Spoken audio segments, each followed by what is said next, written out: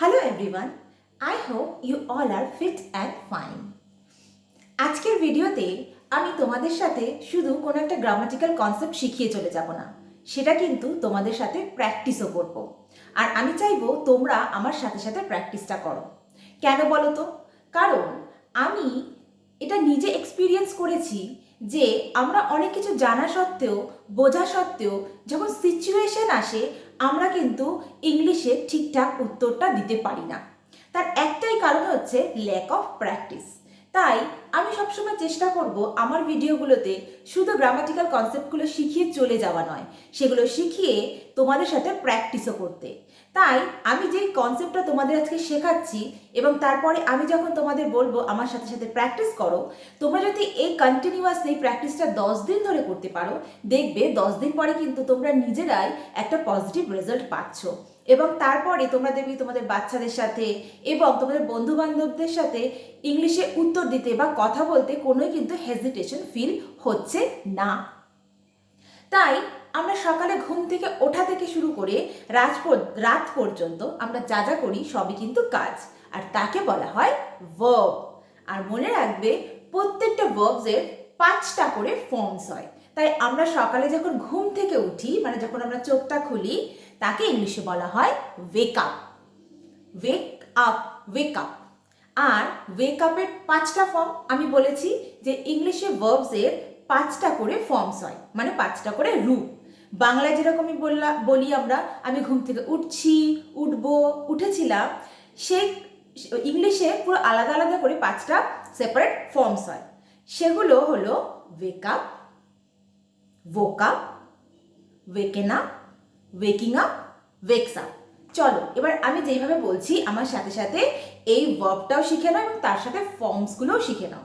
Wake up মানে ঘুম থেকে ওঠা, মানে যখন আমরা চোখটা খুলছি, আমরা ঘুমানো শেষ করছি এবং চোখ খুলছি, that is called wake up. Wake আপের 5টা form: wake up, woke up, waken up, waking up, wakes up। wake up, woke up, waken up, waking up, wakes up। তাহলে আরেকবার প্র্যাকটিস করে নি। যে কোনো জিনিস তুমি যদি 5বার প্র্যাকটিস করো, তুমি জানবে তুমি কিন্তু খুব ইজিলি সেটাকে মনে রাখতে পারবে। তাহলে ওয়েক আপ মানে ঘুম থেকে ওঠা, V1 wake up, V2 woke up, V3 waken up, V4 waking up, V5 wakes up। Again wake up, woke up, waken up, waking up and wakes up।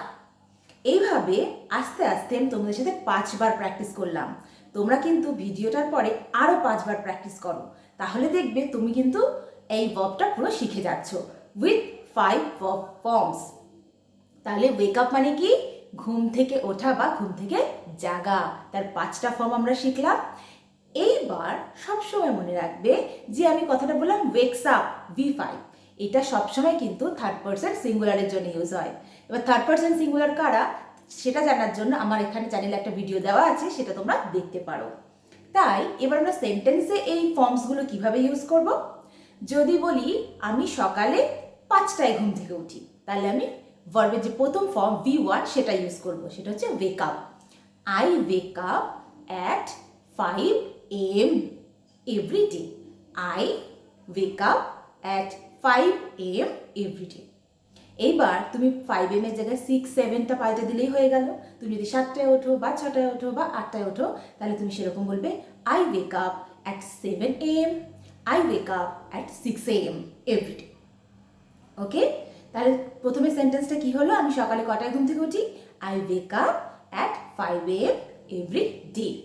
ওকে, এইবার যেহেতু বলেছি থার্ড পারসনের জন্য V5টা ইউজ হয়, same meaning দেবে কিন্তু third person singular, মানে তুমি আমি বাদে যে আর একজন তৃতীয় একজন ব্যক্তি, সেটা আমার মা হতে পারে, বাবা হতে পারে, আমার বাচ্চা হতে পারে, হাজব্যান্ড হতে পারে, আমার মানে কার ওয়াইফ হতে পারে। তাই যদি বলতে চাই আমার হাজব্যান্ড সকাল 6টায় ঘুম থেকে ওঠে, কি বলবো? My husband wakes up at 6 AM। আমার মা 7টায় ঘুম থেকে ওঠে, my mother wakes up at 7 AM। তাহলে কি হলো? I wake up at 5 AM, my husband wakes up at 7 AM। এভাবে শিখলে এইবার ভি টু ইউজ হয় পাস্টের কোনো কিছু বোঝাতে, মানে অতীতের। যদি আমি বলতে চাই আমি গতকাল 8টায় ঘুম থেকে উঠেছি, কি বলবো? I woke up at 8 a.m. yesterday. I woke up at 8 a.m. yesterday. মানে গতকাল আমি 8টায় ঘুম থেকে উঠেছি। আর এখানে কিন্তু থার্ড পার্সনের কোনো প্রবলেম বা সমস্যা নেই, এখানে তুমি সব রকম সাবজেক্টের সাথে ভিটুটাকে ইউজ করতে পারো। তাই যদি বলি আমার হাজব্যান্ড কালকে 7টায় ঘুম থেকে উঠেছে, তাই আমি কি বলবো? My husband woke up at 7 a.m. yesterday. তাহলে আমরা কি কি শিখলাম? V1 শিখলাম, V5 শিখলাম, আর V2 শিখলাম। এবার V3টা কিরকম, আমরা কিভাবে ইউজ করতে পারবো? এটা আমাদের হ্যাভ বা হ্যাজের সাথে ইউজ করতে হয়।